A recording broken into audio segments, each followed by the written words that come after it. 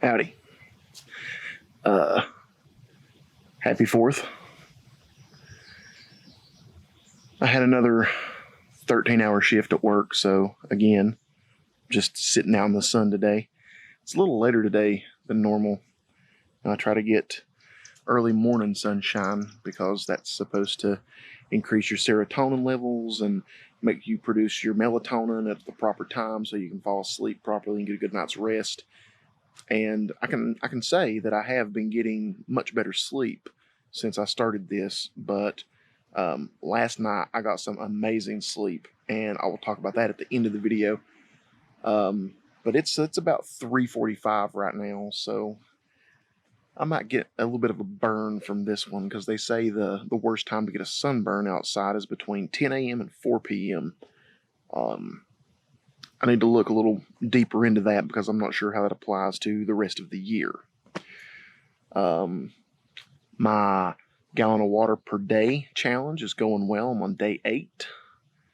And my skin has cleared up so well. It's soft. It's very, very strange, actually. And just overall wellness. I had some side pain that has decreased significantly since taking a gallon of water every day. And as a side effect of just drinking a gallon of water every day, I've stopped drinking soda because there's just no room left in here for anything else but the water. So that's just the catch-up part.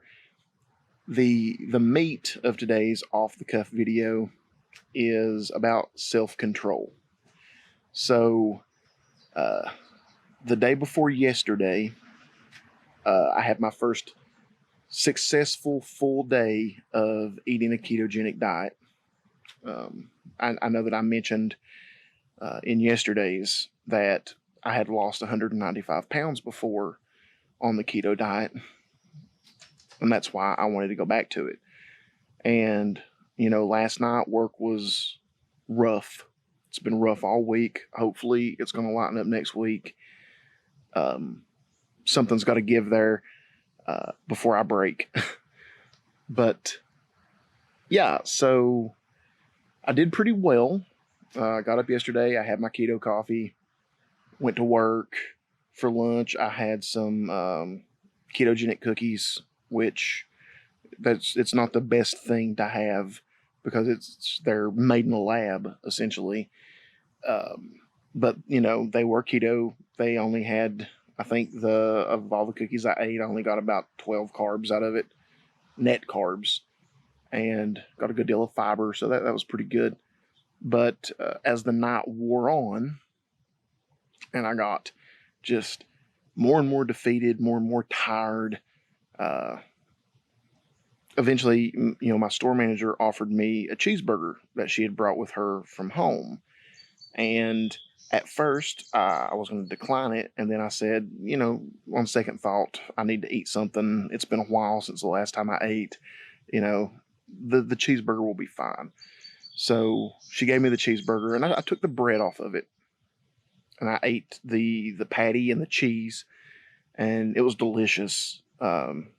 She said that her mother made it and that she used Montreal steak seasoning and Worcestershire sauce. I can't pronounce that. Go ahead and make fun of the way I say Worcestershire sauce in the comments. Getting attacked by a bee. But yeah, it was delicious. So I think that's something that I'm going to add to my repertoire moving forward. But then a little bit later, she offered me a little can of 7-Up, and I declined it. And then mere moments later, I was like, you know what, I will take it. And it was one of the small cans, like 12 ounces or so. And I looked at the label on the can as something that, you don't really pay attention to. But there were 24 grams of sugar in that little can of 7-Up. And I did the math in my head, and I was like, okay, 24 grams of sugar plus the 12 or so that I got from the cookies, that's, 36.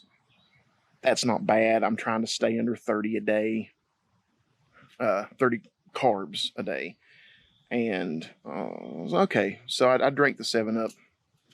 And then we finished up. It was after 1 a.m. when we got out of there. And stopped at the gas station on the way home, which was, due to COVID and the quarantine and all of that. There's not really anywhere to stop at that time of night to get something to eat.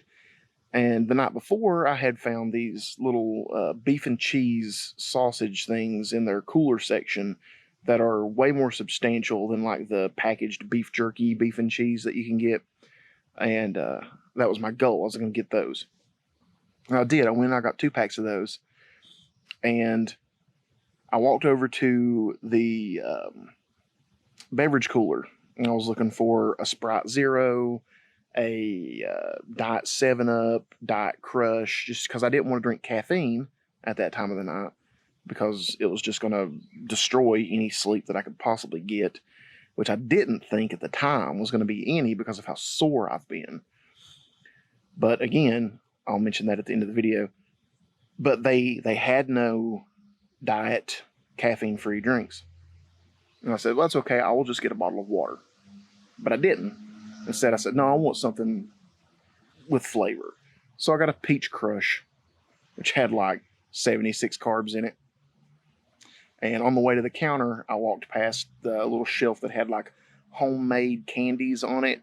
And there was a peanut butter oatmeal cookie.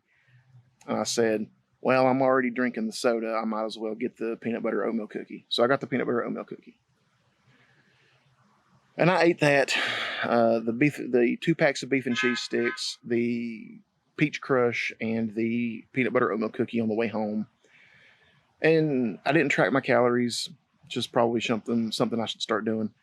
But I figure that of everything that I ate yesterday with as much work that I put in, I was probably still under my calorie limit, but that's not the point.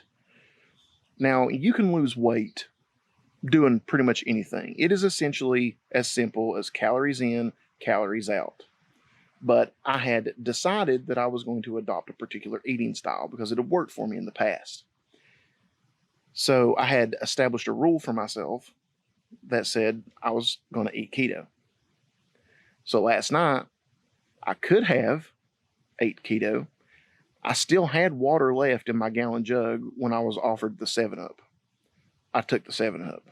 That was test number 1, failed test number 1.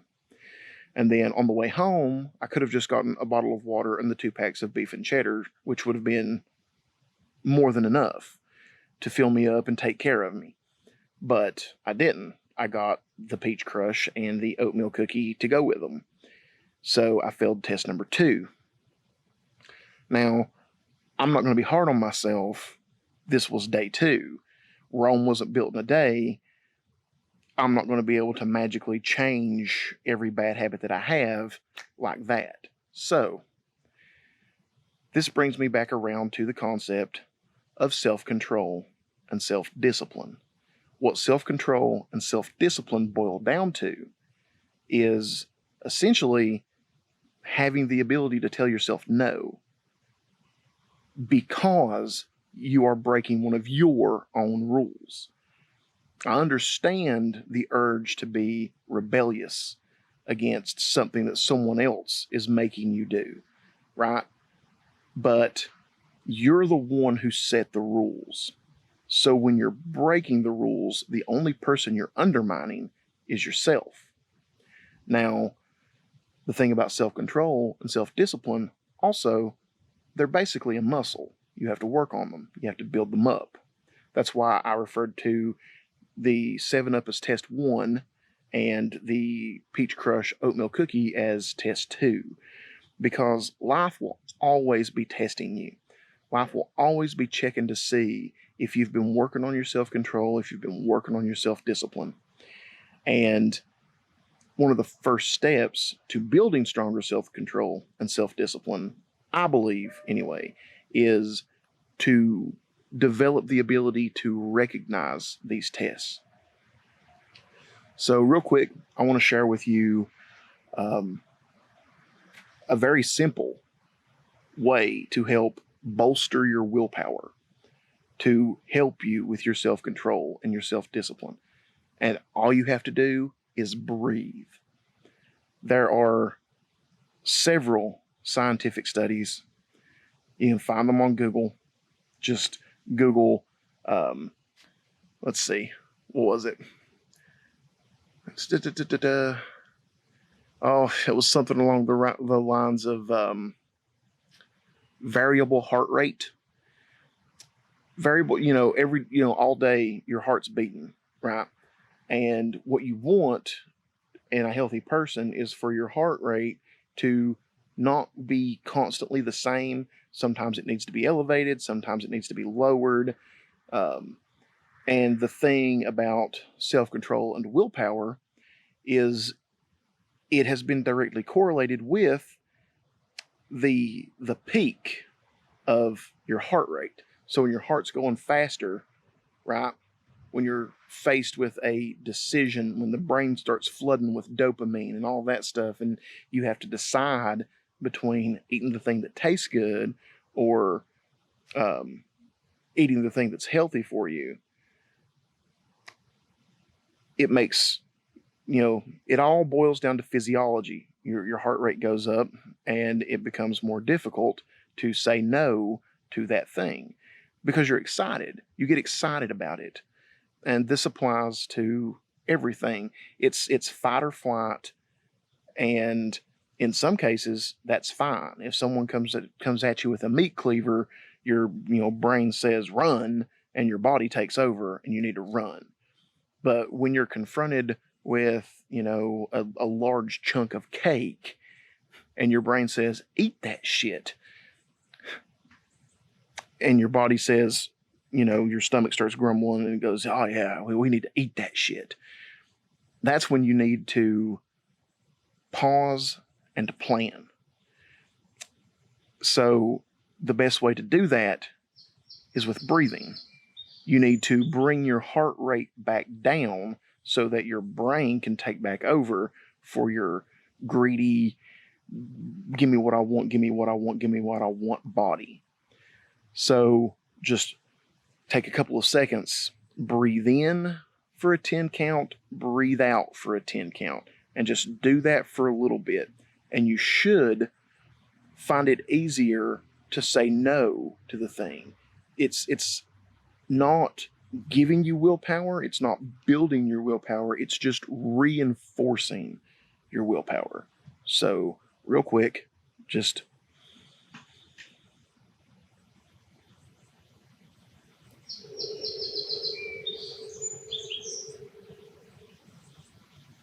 and just do that a couple of times. It'll slow your heart rate back down to a normal position. And if you do it enough, it'll drop it down a little lower. And when your heart's not pounding away, it allows your brain to think a little bit more clearly. You don't have to fight. You don't have to flight. You can think. And willpower really is just being able to take the time and think about something rationally. For many people, having that peach crush and that oatmeal cookie isn't going to be a big deal, right? There's nothing wrong with it. I'm not demonizing those foods, but I am 160 some pounds overweight. I shouldn't be drinking a peach crush and eating an oatmeal cookie 30 minutes before bed. It's just not a good decision. But okay, that's all I really want to say about self-control and self-discipline. It does get stronger the more you use it, but just like any other muscle, your willpower can get exhausted. So, as difficult as it may be, the absolute best way to avoid things that you shouldn't be consuming or doing, or people that you shouldn't be talking to. Whoo, I'm already at the 15-minute mark. This is a long video. I am sorry. But the best way to do that is to just remove those things from your life. But that one's difficult, and that's a video for a whole other time. Anyway, real quick, the sleep thing. My friend Chloe last night, wonderful person, told me that I needed to sleep propped up. And I was like, I can't sleep propped up because I sleep on my stomach and my side. And she said, just try it for me one night. So I went and I used comforters and pillows and created a nice little slope in my bed to sleep on. And I didn't think it was going to work. But, she's such a good friend. I said, I'm going to give it a try. She recommended it because she cares.